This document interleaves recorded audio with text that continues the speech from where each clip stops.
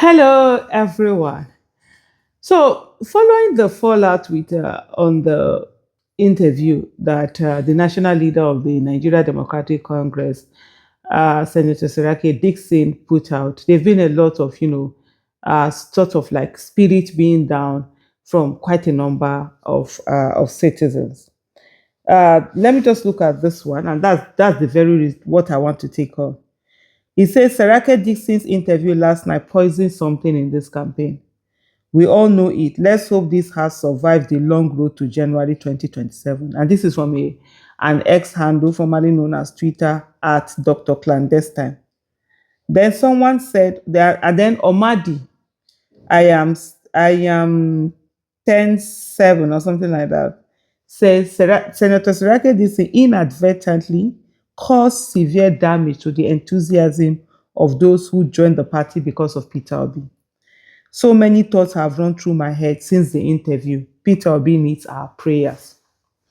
And that also reminds me of a particular video that I was actually supposed to talk about that I ended up not talking about it, which is, I saw the video where that Peter Aka did, where he was saying he was covering Peter Obi in the blood of Jesus and, praying for him and all of that. And definitely, we need to protect the presidential ticket, the presidential candidacy, and the vice presidential candidacy. So, in response to that particular tweet, this is what I said. I said, we didn't face all manner of adversities and adversaries for 4 years to quit now. If four people tweeting in a room did not give up, millions of people now standing will not give up. We are rolling up our sleeves and putting on the boots. The work starts now. And let me remove my glasses as I say this to everyone. This is it. A lot of things that are said, you understand? Somebody can say something. The manner in which you react to that thing is another thing. It's all in your control. What the people said is not in your control.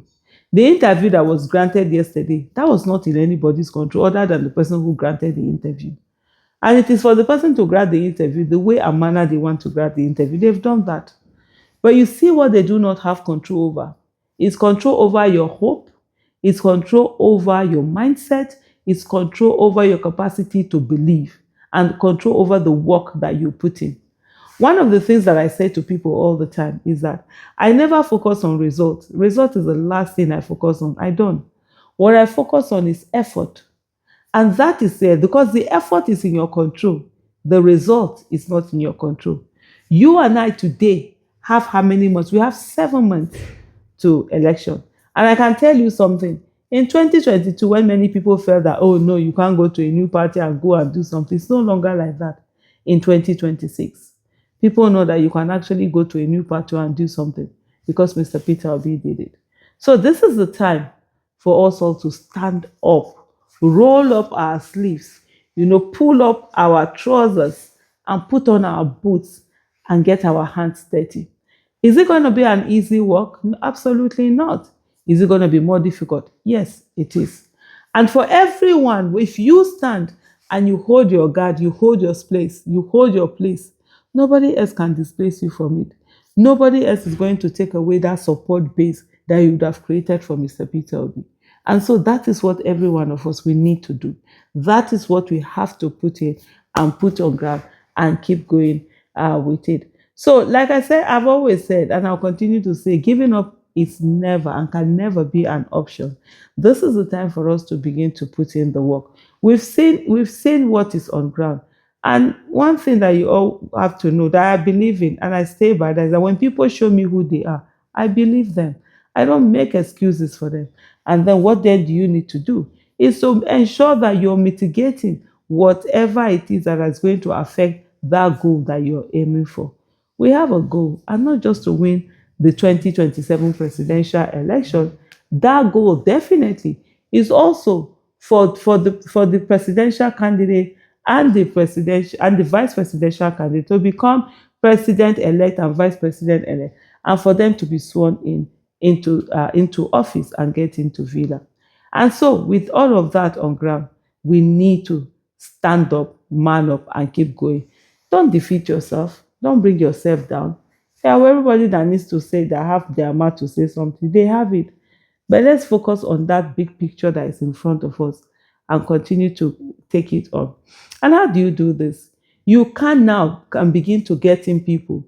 Of all the polling units that we have, are you willing to be part of that polling unit, group membership? You need to start doing it now, and you need to start putting yourself together to do that. It's going to be boots on the ground. It's not just going to be, 1 million man marches, 10 million man marches, rally, what's that? Yes, rallies, money. No, we start now. It's going to be knocking on doors, knocking on places, knocking on where you are, meeting with people and having that conversation. Because of you, Peter Obi's name will be in places that it probably will not be. Because of you, people will discuss Peter Obi. Because of you, people will be willing to support Mr. Peter Obi as they go on. And so those are the things that we should focus on. Whatever interview that someone has granted, it is in that person's power. You now can do the thing that's within your power. And one of the beautiful things about Peter Obi's support base is that they are everywhere. They are in every nook and corner. They are even in houses of those who are your opponent. A lot of them will tell you they are willing to vote for Peter Obi as president, even though they have their own other parties. They then might then vote for other position, their own relative, whatever, or whoever it is in the party that they support. But there is a support across base because Nigerians have gotten to a place where they're tired of all the things that have happened and are still happening. Nigeria deserves good governance, and the only way we can get it is through democracy. Is you coming out and making a choice. And one of the things I've also said is that when people are talking about opposition, who really is opposition? The people have been opposition all this while. So let the people be the ones to decide who is it that they are going to vote for. And the moment they make that decision, that's it. Nobody is going to take away that decision, from there. So I want you to understand that don't let whatever interview you have seen bring you down. Don't let whatever anybody has said have an impact on you. We have work to do. This is the time to do the work. And when people say this thing, use it as a stepping stone. Whatever negativity is thrown at you, use it as a stepping stone. Just say, just watch me. I know a lot of people who said they were going to delete their Twitter account if Peter Obi gets more than 100,000 votes in 2023. But did it not come to pass? Did we not see more than that? Did we not see a win? If not for the rigging, that happened. That a good number of them, one time or the other, have really come out to confess over those rigging that were done. So please, just stay tight, just stay on. Let's do the work that we're doing, and let's not listen to whatever voices that are yapping by the side. Thank you so much for watching. Bye.